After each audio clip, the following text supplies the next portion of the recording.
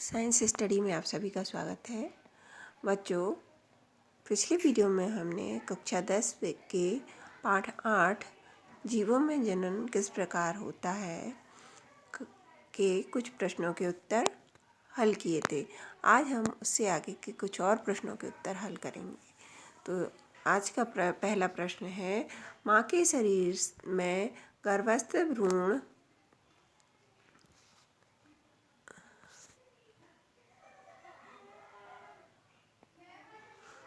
को पोषण किस प्रकार प्राप्त होता है। तो इसका उत्तर है, गर्भस्थ भ्रूण को माँ के रुधिर से पोषण प्राप्त होता है। इसके लिए प्लेसेंटा की संरचना प्रकृति के द्वारा की गई है। यह एक तरस्तरी नुमा संरचना है जो गर्भाशय की भित्ति में धसी होती है। इसमें भ्रूण की ओर से ऊतक के प्रवर्ध होते हैं। माँ के ऊतकों में रक्त स्थान होते हैं जो प्रवर्ध को ढांकते हैं। ये पा लिखा हुआ है, उसकी जगह का प्रयोग करें, ढांकते हैं। ये माँ से भ्रूण को ग्लूकोज, ऑक्सीजन और अन्य पदार्थ प्रदान करते हैं। अगला प्रश्न है, यदि कोई महिला कॉपर टी का प्रयोग कर रही है तो क्या यह उसकी यौन संचरित रोगों से रक्षा करेगा? इसका उत्तर है नहीं। कॉपर टी यौन संचरित रोगों से उसकी रक्षा नहीं करेगी, क्योंकि यह केवल एक गर्भ निरोधक युक्ति है जो गर्भधारण से बचाव करती है। अब आगे हम पाठ 8 के अभ्यास के प्रश्नों के उत्तर हल करेंगे। तो अभ्यास का पहला प्रश्न है, अलैंगिक जनन मुकुलन द्वारा होता है।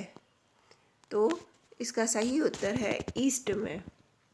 अगला प्रश्न है, निम्न में से कौन मानव में मादा जनन तंत्र का भाग नहीं है? तो देखिए, अंडाशय है, गर्भाशय है, शुक्र वाहिकाएं नहीं होती हैं, डिंब वाहिनियाँ होती हैं। तो इधर पे सही उत्तर है इसका शुक्र वाहिका। अगला प्रश्न है, परागकोश में होते हैं। तो इसका सही उत्तर है परागकण। अगला प्रश्न है, अलैंगिक जनन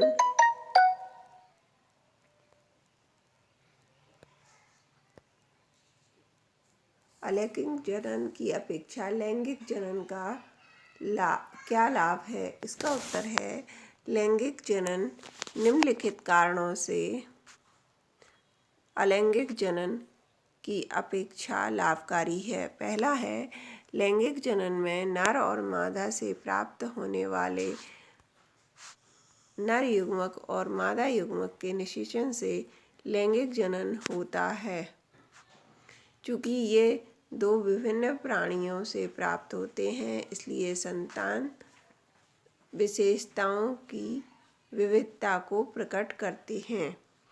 दूसरा पॉइंट है, विभिन्नताओं के बनने के साथ नए लक्षण उत्पन्न होते हैं। यहाँ पे उत्पन्न गलत लिखा हुआ है, इधर ता पूरा लिख गया है, इसे आधा ता लिखेंगे। इससे स्पीसीज के उद्भव में सहायता मिलती है, इसलिए यह विकास के लिए आवश्यक है। तीसरा पॉइंट है, लैंगिक जनन अलैंगिक जनन पर एक उन्नति बढ़ावा है। अगला चौथा पॉइंट है, लैंगिक जनन से गुणसूत्रों के नए जोड़े बनते हैं। इससे विकासवाद की दिशा को नए आयाम प्राप्त होते हैं।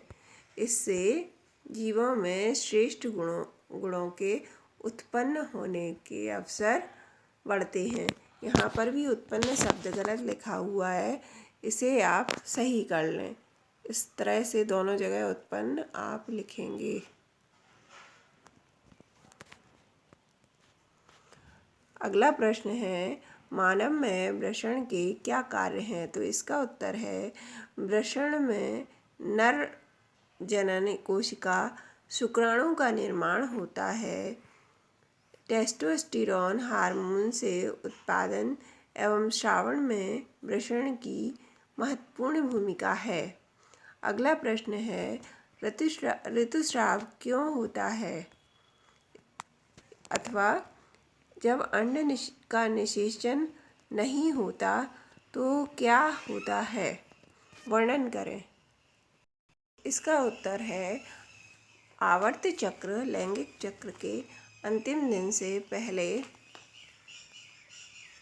14वें दिन अंडाशय से अंडमोचित होता है। अंडाशय की भित्ति निषेचित अंड को ग्रहण करने के लिए स्वयं को तैयार करती है। गर्भाशय की भित्ति मोटी होती चली जाती है। इसमें प्रचुर रक्त कोशिकाएं विद्यमान होती हैं, लेकिन निषेचन न होने की अवस्था में इस परत की आवश्यकता नहीं रहती। इसलिए यह परत धीरे धीरे टूटकर योनि मार्ग से रुधिर एवं म्यूकस के रूप में निष्कासित होती है। भित्ति में उपस्थित रक्त कोशिकाएं फट जाती हैं, इसलिए रक्तस्राव होता है, जिसमें रक्त के साथ साथ ऊतक तथा बहुत सारा पानी भी होता है। इसे ऋतुस्राव कहते हैं। यह 2 से 8 दिन तक जारी रहता है। इसके पश्चात गर्भाशय की भित्ति निषेचित अंड को ग्रहण करने के लिए तैयार करने लगती है। तो बच्चों, आज के वीडियो में बस इतना ही। आगे के प्रश्नों के उत्तर हम अगले वीडियो में हल करेंगे।